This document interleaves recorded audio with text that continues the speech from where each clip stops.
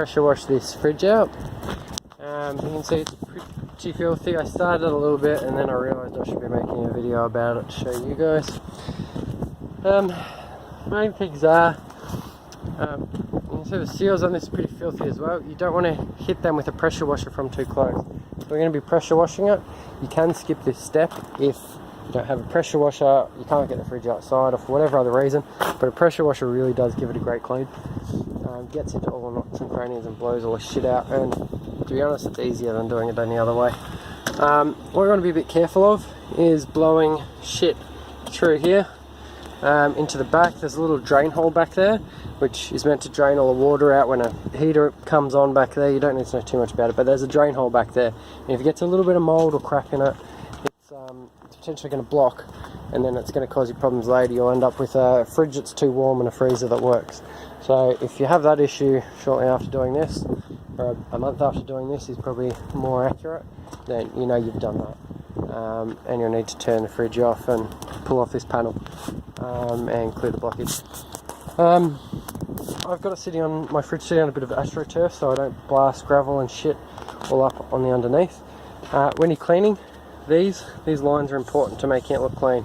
You don't want to leave any crap in there, and a pressure wash is great at getting all the crap out of these kind of lines. Again, I want to reinforce, if you hit the seals too close to the pressure washer, you're going to tear them. So I usually stand about a metre back, maybe 2 metres. You just don't want to get too close.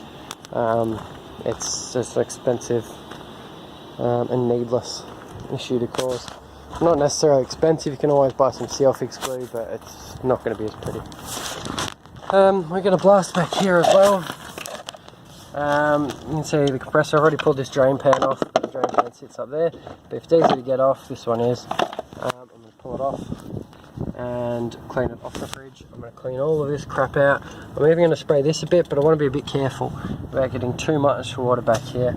But honestly, at the end of the day, you leave it on for 3 or 4 days, and I take absolutely no liability for this. You're not going to have any issue. Generally, I don't have any issues, but maybe you will. Under here, I've put a bit of steel just to prop the back of the fridge up, so that any water I blast into the front is going to run out. It's also kind of handy because it stops the door can't, it's a bit of a windy day here, and now the door's kind of stuck open, it's not going to dick about, and you'll hit it with a pressure washer as well and it'll come slamming closed on you, which you also don't want. But so this way it's kind of all stuck open, just how I want it. So I will start my pressure washing, and we'll have a look once I'm done.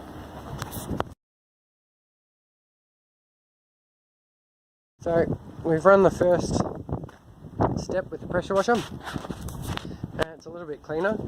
In the freezer we're kind of stained, but that's okay, we'll get that later. So these I've still got a bit of crap in them, so I'm going to take off whatever I need to take off here, pressure wash behind it, take stuff like this little drawer out. Going to take the crisper bins out, and the crisper shelf. Actually, I'll probably leave the crisper shelf in and try and get away with it.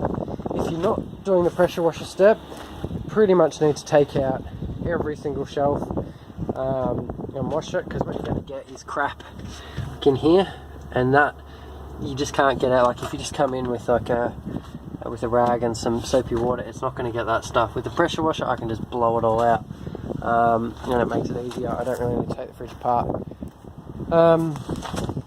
You got stuff like sticky tape on the side, stickers and all that kind of thing. Pressure washer is usually great at getting off.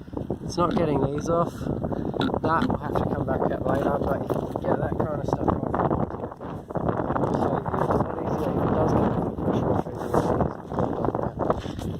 you can see now that this is a lot cleaner, and I've cleaned. I've lost it. I've cleaned this up. It's got a bit of. This is what I mean by the gravel blasting back up underneath. I did this on the gravel, and you basically can't do it on the gravel. So you need to clean it, not on the gravel.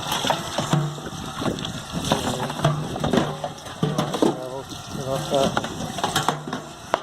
put it there and hopefully it doesn't go off that bin. Okay, alright, well I'll do the next step and then I'll be coming back with a bucket of water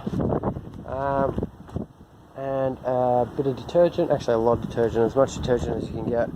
Well, not as much, a lot of detergent, more than you'd think, and just a splash of ammonia. You can usually get that at the supermarket, but I will show you that in a minute.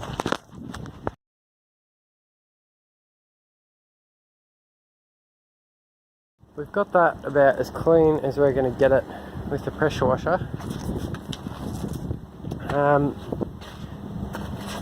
can see there's a lot of mould staining in here. Now most of that's going to come off in the next step, hopefully.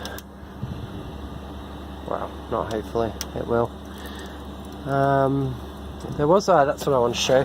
So what you want to do is in the pressure washing stage, because these parts are quite difficult to clean afterwards. Get in the hinges. You can see I've probably blown off the cap for the other one. And that's probably gone to oblivion, but that's cost of cleaning, I guess. And again in there. And you want to make sure there's nothing left, kind of. This is where crap will tend to accumulate. You can see I've missed a little spot in there. We can come back to that later, and there's a little bit of crap up there, but the more crap you get out of it, the easier it makes your life. For the next step, that's basically it for the pressure washing. Now we proceed on to the next step, which if you pressure washed, it changes really. So if you pressure washed, you can go straight to the bleach step, which is what I'm going to do. We're going to spray a bunch of bleach in here, and that is going to get rid of all of that staining. But if you haven't done if it was dirty as this one, you don't want to go straight to the bleach step. You want to get the crap out. So get a bucket, put some soapy water in there, a dash of ammonia, and you want to clean it all out, basically. Wipe it all out, scrub it all out. You get a bit, like you can see, this is still a bit dirty here. This could probably use a scrub, but the bleach is going to take care of most of it. And then we're going to come through and wipe it out with the ammonia and water afterwards. So just to reiterate, if you're cleaning it without a pressure washer, soapy water first. If you're using the pressure washer, you can do you can go pressure washer, bleach, soapy water. Which you can also get away with that soapy water step usually when you use a pressure washer. But if you've got no pressure washer, soapy water, then bleach. And be careful with the bleach not to mix it with vinegar or any acids or anything, because it'll actually give up chlorine gas, and chlorine gas will kill you. Chlorine gas is mustard gas. So don't mix your bleach with anything else. And make sure any of the cleaning products you've used, you should just use detergent and a bit of ammonia.